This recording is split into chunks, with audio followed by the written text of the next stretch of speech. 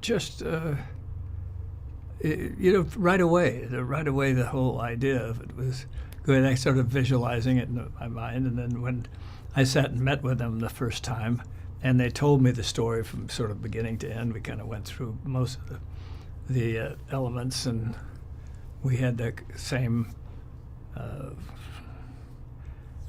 You know, having been raised in Sacramento for a little bit myself, I kind of knew the valley towns and how that all was, and so it just all of a sudden it appealed to me, and they appealed to me because they were all different, yet they were all they grew up as a unit, and they were.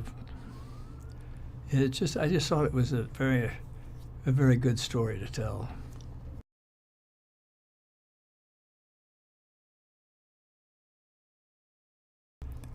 Yeah, well, they're very different. It's hard to explain because they're very different, and yet they're very the same. The same neighborhood, same situation, but there's a certain loyalty of friendship that has lasted over a long period of time, from childhood all the way up to adulthood. And even when you listen to them talk now among themselves, they're very respectful of one another, and nobody's taking credit being the hot shot. They're all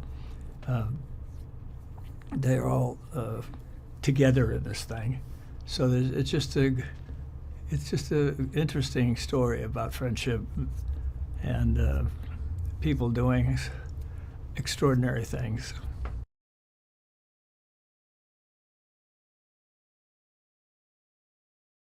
Yeah, no, they just feel at the right place at the right time.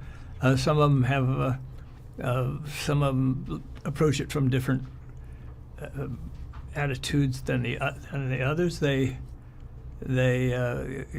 Some of them have like Anthony's father is a pastor of a church in Sacramento, so he has a religious training, and so they can approach it from was this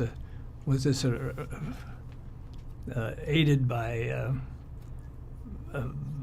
a higher power or not, and they all approach it a little differently, but basically the same. That they were lucky to get fate just played a good hand on them.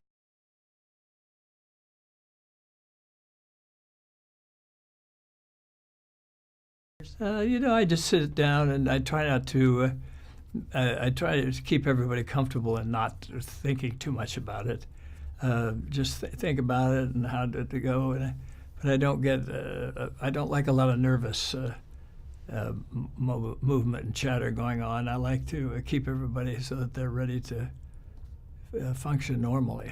Not like, you know, a bomb's going to go off or a whistle's going to go off and tell everybody what to do or not to do.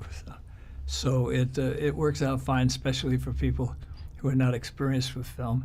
And then a lot of times, while the cameras are still rolling, I'll say, now talk about this or do this or what have you. So they're just tricks you learn over the years.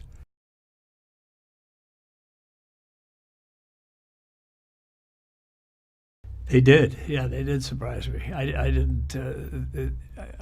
They were much better than I mean, I thought they could be good, but I just didn't. But they jumped right to it. They're very bright.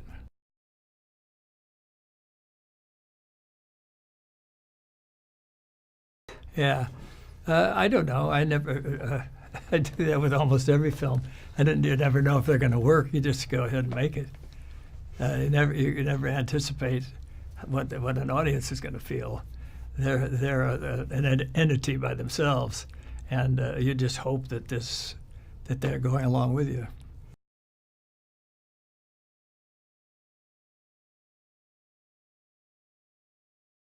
I'd have probably been under one of the seats. I'd have probably been that thin and under one of the seats. No, I don't. I have no idea. Nobody would ever know idea. I'm sure they had no idea until they were there. You know, you just never know in those things, and they're respectful of the fact that fate was on their side.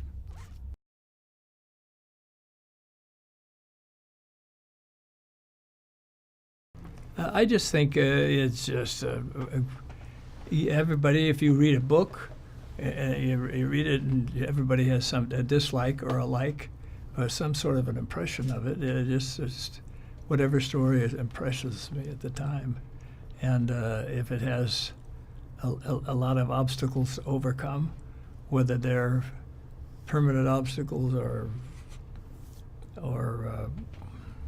bad memories. I love characters that have some background to them, as a rule. Which these guys, we tell the background with these kids growing up.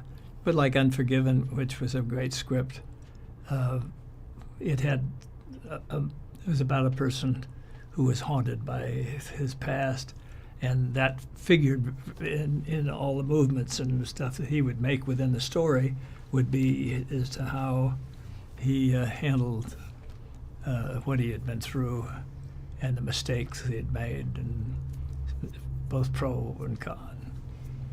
So those all the stories have that. A good story is the key to everything. That's the king. If the story is good, everything kind of can go. If it's not good, you're fighting an uphill battle.